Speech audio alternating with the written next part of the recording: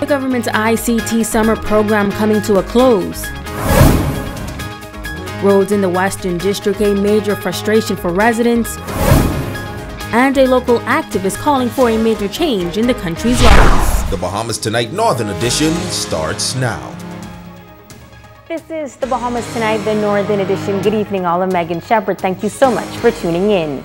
Topping news this evening, 50 students making history as they participate in the country's first ICT program designed for 10th grade students. The first part of the 3-year program wrapped up, and students were presented various awards during a recognition ceremony at the Pelican Bay Hotel. Shashina Rowe-Farquharson has more.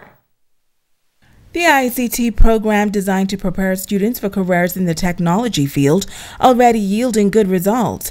During a presentation ceremony, head of the IT department, Anthony Ramtula, noted that by the time the students graduate, they will be certified in a number of ICT areas. These students completed introductory courses in cybersecurity, the Internet of Things, programming in Python, developing dynamic, responsive, modern websites with JavaScript, CSS, and HTML, professional performance and ethics courses.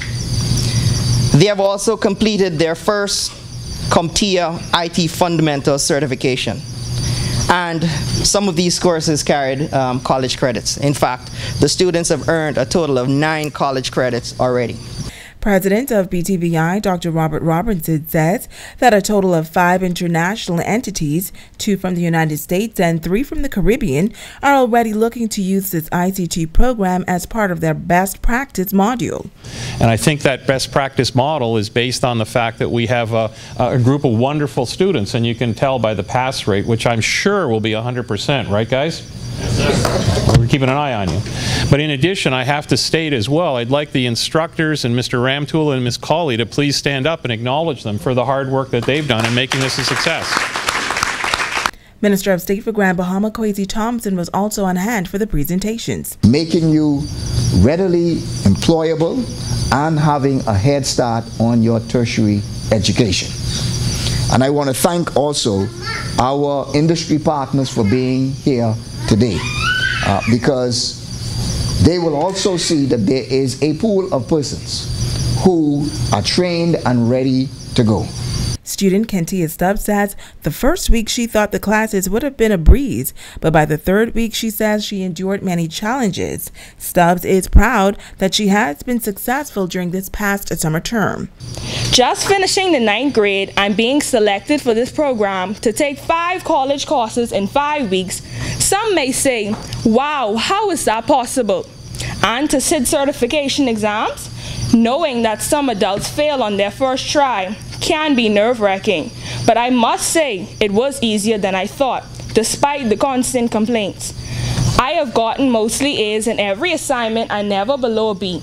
And to top it all off, I received a passing mark on my CompTIA IT Fundamental certification. The students were then presented with their respective awards. The ICT course is a 3-year program that allows students to earn international certifications as well as be paid a stipend during the summer months. Shashina Rowe-Farquharson, ZNS Network News. Meantime, the president of the Bahamas Union of Teachers, Belinda Wilson, on Grants Bahama to assess the state of public schools as the new school year approaches. We caught up with Wilson late yesterday. She says that she was able to view quite a number of schools, but says one school in the Freeport area appears to be behind schedule.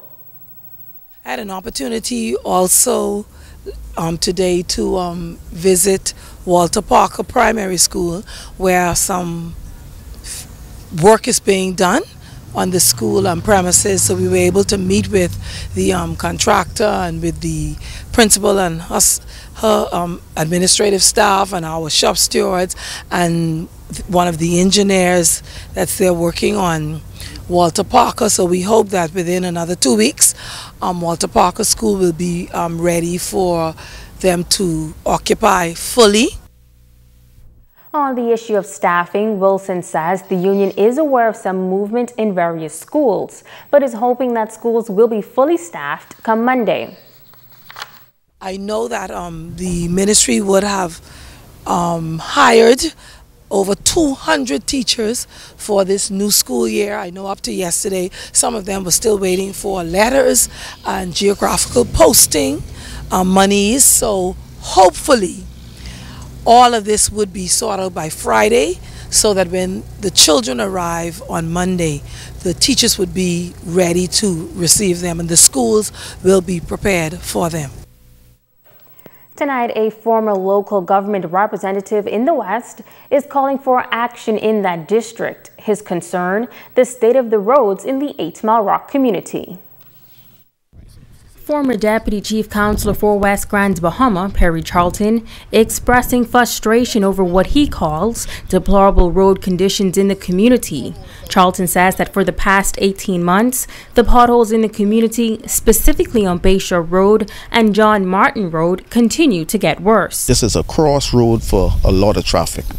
The Bayshore Road is a bypass for motorists out of West Grand Bahama to avoid school kids. So that's how important these streets are. And when we look at the potholes, what are overgrown, they ain't potholes no more, it gets on my nerve and it gets on most of the community nerve. That's why I'm here today. This was my baby. I would go to Freeport, I'll get my truck, get asphalt, I patch these holes myself. With another person, we'll pay them. I'll carry the invoice into the office and the board will pay them. But you don't see this under my watch. Charlton says that another concern is the amount of debris and garbage that litter the streets in 8 Mile Rock. He says that residents are frustrated and calling for results. We boast that we're the biggest settlement in the Bahamas, but what are we getting for it? We're getting a state-of-the-art 3-story government complex, and what's around it? Rat-infested debris from house repairs. Old cars just appear, old stove. I don't know where the old stoves and the fridge just come from. Plenty of money probably down here, I don't know. Old fridge and old stove, old microwave, all side the road. But what is local government doing? I don't know what they're doing. He says that he believes that representatives from central government, including Member of Parliament for the constituency, Pakeisha Parker Edgecombe, should step in. The MP now need to get on them the best way they could, or call the Ministry of Local Government, who we don't see.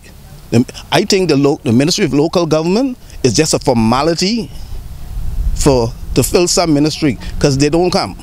They don't come in this area. If local government don't work in West Grand Bahama, which is the largest settlement, it ain't gonna work nowhere in the Bahamas. Now we have a response tonight from the Chief Counselor for West Grand Bahama, Kevin Morris.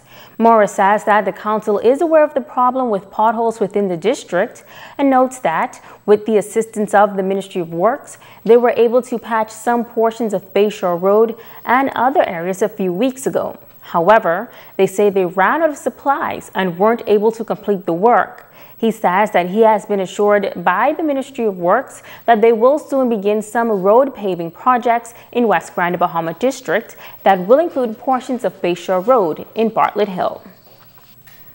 In news from the crime beat, 3 persons arrested for possession of dangerous drugs and cash believed to be the proceeds of illegal activity. Police say shortly after 6 p.m. yesterday, officers of the Drug Enforcement Unit and the Rapid Response Team searched a residence on Redwood Lane where they discovered 3 packages of suspected marijuana with a street value of $8,000 and a large amount of cash in American and Bahamian currency. 3 adult males were taken into custody. You're watching the Bahamas Tonight, the Northern Edition. Stay with us. There's more news right after this break.